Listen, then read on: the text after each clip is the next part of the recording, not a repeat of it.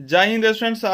आज आप लोगों का एग्जाम है जिसके लिए मैं फाइनल सेट आप लोगों को 100 क्वेश्चन का देने वाला हूं। आप लोग फटाफट क्विक रिवीजन कर लीजिए और जाइए और 100 में कम से कम 90 सही करके आइए। फिर आंसर की लेकर एग्जाम के बाद मैं मिलूंगा, वहां पे डिस्कस होगा। और हिंदी का जो एग्जाम है, मैथिली का जो एग्जाम है 25 का, उसका प्रिपरेशन पर ध्यान देंगे। पहला क्वेश्चन है, किस बाजार में अनेक विक्रेता तथा अनेक खरीदार होते हैं? तो इसका सही उत्तर हो जाएगा पूर्ण प्रतियोगिता, परफेक्ट कंपटीशन। दूसरा क्वेश्चन है, यदि किसी संतुलन की स्थिति से पूर्ति वक्र दाईं ओर शिफ्ट करता है तो नए संतुलन में मूल्य एवं मात्रा में क्या परिवर्तन होगा? तो मूल्य घटेगा और मात्रा बढ़ेगी। तीसरा प्रश्न है, दीर्घकाल में प्रतिस्पर्धी बाजार में फर्मों का निर्बाध प्रवेश और बहिर्गमन किस कीमत पर जाकर रुकेगा? तो इसका आंसर हो जाएगा ऑप्शन सी पी, न्यूनतम औसत परिवर्ती लागत। चौथा प्रश्न है, एकाधिकार बाजार के लिए कौन सही है? एकाधिकार बाजार के लिए कौन सही है? तो ऑप्शन ए बिल्कुल सही है। पांचवा प्रश्न है, किस बाजार में उपभोक्ता को उत्पादन की अत्यल्प मात्रा प्राप्त होती है और प्रत्येक इकाई के लिए अधिक कीमत अदा करनी पड़ती है? तो एकाधिकार इसका राइट आंसर होगा। छठा प्रश्न, एक युक्तिशील उपभोक्ता कैसे बंडल का चुनाव करता है? तो इसका हो जाएगा ऑप्शन ए सबसे अच्छा और सर्वाधिक अधिमान वाला, यानी कि ऑप्शन डी इसका राइट हो जाएगा। सातवां प्रश्न है, मांग वक्र में किसी वस्तु के लिए उपभोक्ता की मांग फलन है? तो ऑप्शन डी इसका राइट आंसर हो जाएगा, यानी अपने मूल्य का, मौसम का और अन्य वस्तुओं के मूल्य का। यदि मांग वक्र डीपी बराबर ए माइनस बीपी हो तो शून्य मूल्य पर वस्तु से मांग की मात्रा क्या होगा? तो ऑप्शन बी इसका राइट आंसर होगा। 9th नंबर क्वेश्चन, ऐसी वस्तुएं जिनकी मांग की मात्रा आई की दिशा में गति करती है तो ये सामान्य वस्तुएं कहलाती है। मांग की मात्रा आई की दिशा में गति करती है। तो 10वां प्रश्न है, किसी वस्तु के लिए उपभोक्ता की मांग तथा वस्तु की कीमत के बीच प्रतिलोम संबंध होता है, ये मांग का नियम होता है। 11वां प्रश्न, निम्न में कौन संयुक्त स्थानापन्न वस्तु का है? चाय एवं चीनी। ये नहीं है जो चाय का दाम बढ़ जाएगा तो चीनी का उपयोग करना प्रारंभ कर देगा, ब्रेड का कीमत बढ़ जाएगा तो मक्खन का उपयोग। ये सब स्थानापन्न वस्तु का एग्जाम्पल है। चाय और कॉफी का जो है ना स्थानापन्न हम उदाहरण दे सकते हैं। 12वां प्रश्न है, बिजली की कीमत घटने पर एलईडी बल्ब की मांग बढ़ जाए तो दोनों किस प्रकार की वस्तुएं हैं? तो ये पूरक हो जाएगा। बिजली की कीमत घटने पर एलईडी बल्ब की मांग बढ़ जाए। ठीक है। 13वां प्रश्न है, पूर्णतः बेलोचदार मांग की कीमत मांग की लोच क्या होगी? तो ये हो जाएगा ऑप्शन सी। 14वां प्रश्न है, एक रैखिक मांग वक्र के मध्य बिंदु पर कीमत मांग की लोच क्या होगी? ऑप्शन बी इसका राइट आंसर होगा। फटाफट आप लोगों को पूरा सेट 1 कंप्लीट करवा देते हैं, एक सेट। ठीक है। सामान्य लाभ के संदर्भ में कौन कथन सही है? तो यह फर्मों का न्यूनतम अपेक्षित लाभ है, ये सही हो जाएगा। यह अवसर लागत के बराबर होता है, ये भी सही होगा। तो ऑप्शन डी इसका बिल्कुल सही आंसर होगा। 16वां प्रश्न है, निम्न में कौन मांग वक्र पूर्ण रूप से लोचहीन होता है? तो ऊर्ध्वाधर मांग वक्र, ऑप्शन सी होगा। 17वां प्रश्न है, परिवर्ती अनुपात के नियम में सीमांत उत्पाद में क्या परिवर्तन होता है? गिरावट होती है। अगला है 18वां प्रश्न, मांग की लोच की क्या परिभाषा है? तो अगर देखें आप तो बी और सी ये दोनों सही हो जाएगा। ऑप्शन डी इसका होगा राइट।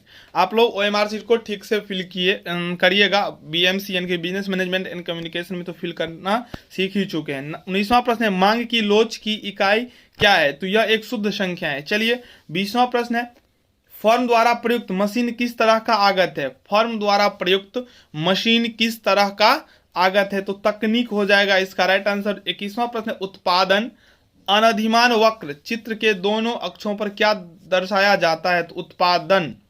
22वां प्रश्न है, दीर्घकाल में फर्म किस कारक में परिवर्तन ला सकता है?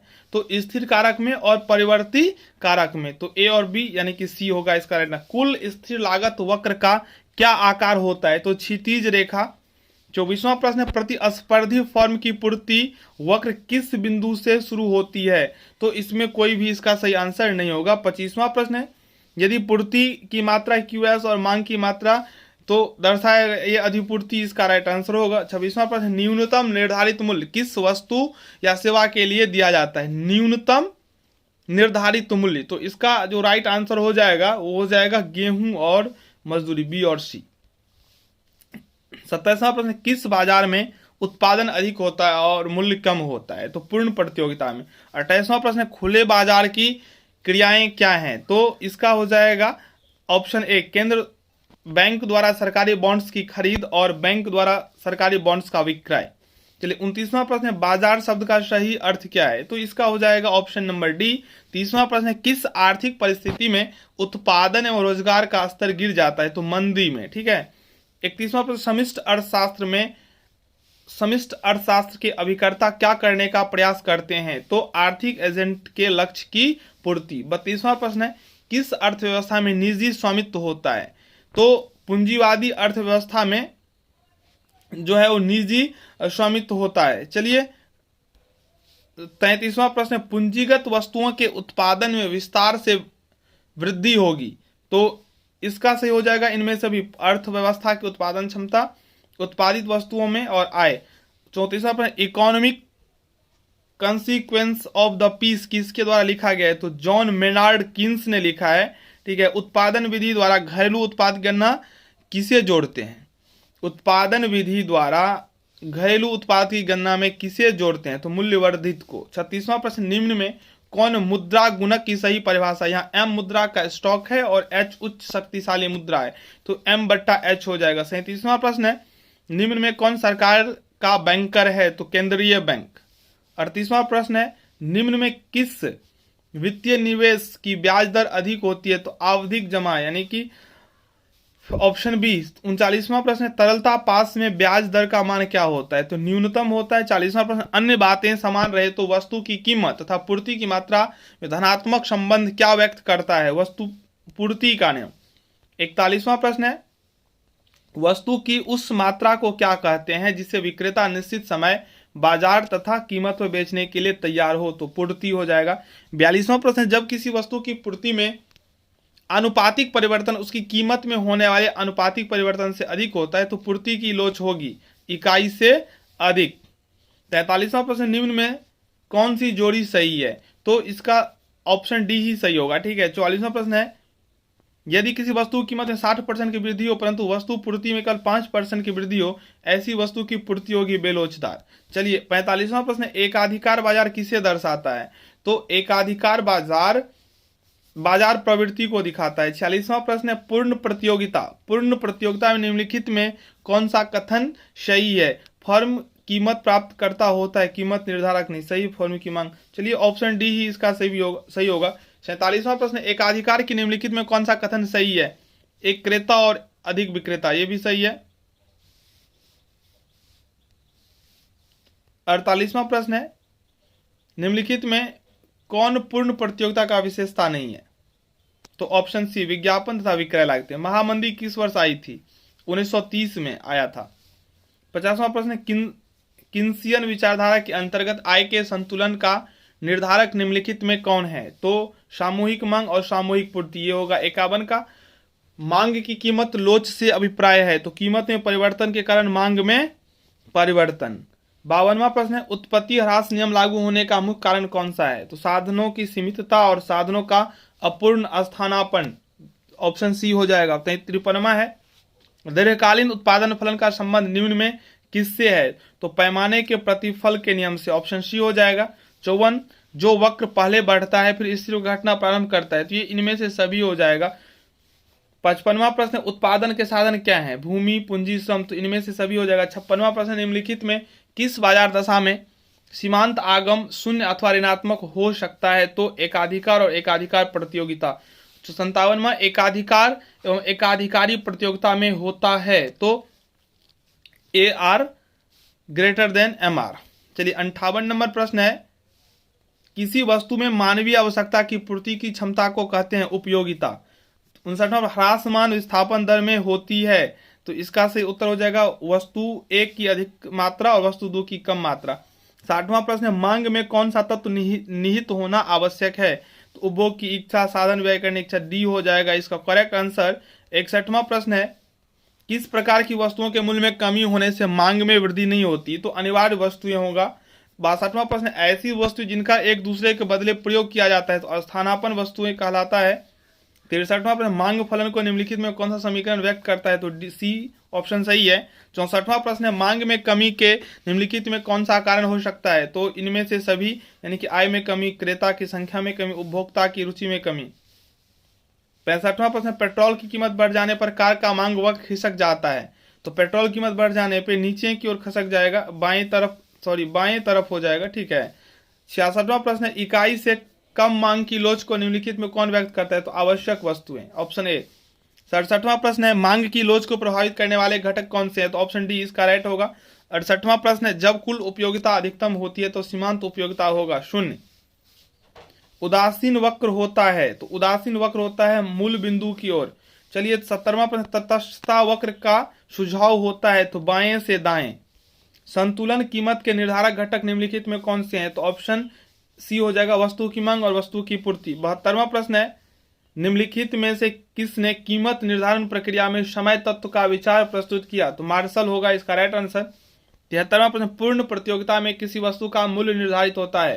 तो मांग एवं पूर्ति द्वारा। 74वां प्रश्न है, पूर्ण प्रतियोगिता में फर्म तो कीमत को ग्रहण करती है। 75वां, अति अल्पकाल में पूर्ति होगी, पूर्णतः बेलोचदार। 76वां प्रश्न, प्रत्येक बाजार दशा में एक फर्म के संतुलन के लिए कौन सी शर्त पूरी होनी आवश्यक है? तो बी और सी हो जाएगा, यानी कि ए और बी और सी। एम आर बराबर एम सी और एम सी वक्र एम आर वक्र को नीचे से काटे। 77वां प्रश्न, साम्य कीमत का निर्धारण निम्न में किसके द्वारा स्थापित होती है? तो ए और बी, मांग और पूर्ति, इसका भी राइट आंसर होगा। 78वां प्रश्न, लगान है, लगान क्या है? तो वास्तविक आय माइनस हस्तांतरण है। 79वां प्रश्न, अंग्रेजी का शब्द मैक्रो ग्रीक भाषा के शब्द मैक्रो से लिया गया, जिसका अर्थ है, मैक्रो का अर्थ होता है व्यापक, ठीक है। 79वां प्रश्न, समष्टि अर्थशास्त्र की निम्नलिखित में कौन सी सीमाएं हैं? तो सामूहिक अर्थशास्त्रीय विरोधाभास और व्यक्तिक इकाइयों की अवहेलना। 81वां प्रश्न, किसी वस्तु की मानवीय आवश्यकता को संतुष्ट करने की क्षमता उपयोगिता कहलाती है। 82वां प्रश्न, उपभोक्ता की सर्वाधिक संतुष्टि के लिए, तो ऑप्शन ए ही राइट होगा, वस्तु की सीमांत उपयोगिता उसके मूल्य के समान होनी चाहिए। 83वां प्रश्न है, निम्नलिखित में से किसके परिवर्तन से मांग में परिवर्तन नहीं होता है? मूल्य में परिवर्तन, आय में परिवर्तन, रुचि तथा फैशन में परिवर्तन। तो इनमें इस सब में से तो हो ही जाता है, इनमें से कोई नहीं इसका राइट आंसर होगा। 84वां प्रश्न, मूल्य वृद्धि से गिफिन वस्तुओं की मांग, मूल्य वृद्धि से गिफिन वस्तुएं ये हो जाएगा बढ़ जाती है। चलिए 85वां प्रश्न है, अक्षों के केंद्र से निकलने वाली सीधी पूर्ति रेखा की लोच 0 के बराबर होती है।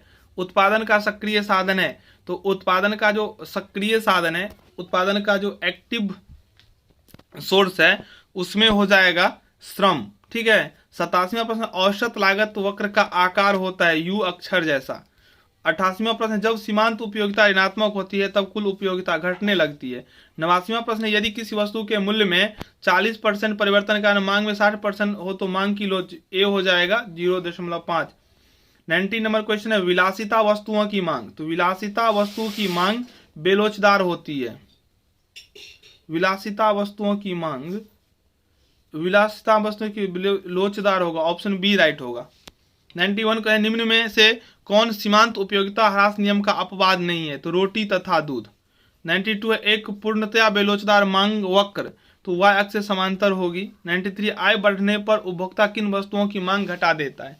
आय बढ़ने पर उपभोक्ता किस वस्तुओं को? तो आय बढ़ने पर उपभोक्ता गिफिन वस्तुओं की मांग को कम कर देता है। 94 है, किसी अर्थव्यवस्था में एक वर्ष के अंतर्गत उत्पादित अंतिम वस्तुओं तथा सेवाओं के बाजार मूल्य को कुल राष्ट्रीय उत्पादन कहते हैं, जीएनपीएमपी होता है, ऑप्शन बी करेक्ट है। 96 में एनएनपीएमपी, तो इसका हो जाएगा ऑप्शन ए।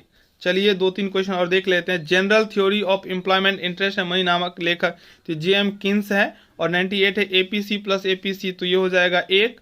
और 99 है, साख निर्माण से तात्पर्य बैंकों की उस शक्ति से है जिसके द्वारा वे गौण जमाओं को विस्तार करते हैं, ऑप्शन हो जाएगा ए करेक्ट, ठीक है। चलिए अंतिम क्वेश्चन है, 100 उत्पादन तकनीक के चयन का अर्थ है, तो इसमें हो जाएगा कैसे उत्पादन करें। चलिए तो 100 क्वेश्चन का सेट कंप्लीट हो गया। आप लोग एक बार देख लीजिए ध्यान से और आप लोग एग्जाम में जाइए, आप लोगों का एग्जाम बहुत अच्छा होगा। अच्छा लगे तो चैनल को जरूर सब्सक्राइब कर लें, नेक्स्ट सब्जेक्ट का प्रिपरेशन कर लिए। धन्यवाद।